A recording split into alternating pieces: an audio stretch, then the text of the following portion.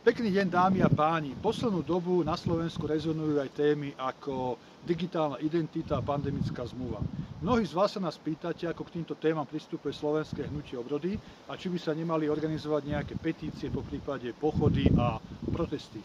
Nuž, poznáte ma, viete, že som priamy chlap a veci hovorím priamo a na rovinu. A preto aj v dnešnom videu presne poviem, čo si o tomto myslím. Pred pár dňami sme dali von jedno video, v ktorom som spomínal toho povestného psíka, ktorý sa krútil do kolečka dokola a chcel chytiť svoj chvost.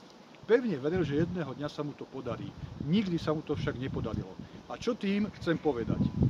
Tým chcem povedať to, že my na Slovensku máme takú tendenciu riešiť následky nejakého problému. Ale tým, že budeme riešiť následky problému, ten problém nevyriešime. To znamená, že nepomôžu žiadne petície, žiadne pochody, žiadne protesty. Ak slovenský národ a Slovenská republika chcú prežiť bláznost z Bruselu, tak jediná cesta, ako to môžeme dokázať, je to, že Slovenská republika opustí Európsku úniu.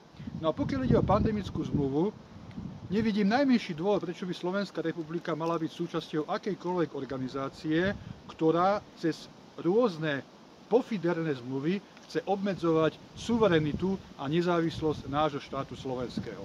Takže pokiaľ ide o také veci ako digitálna identita, euro, pandemická zmluva, tie musíme spáliť v spalovni hodnotovej žumpy.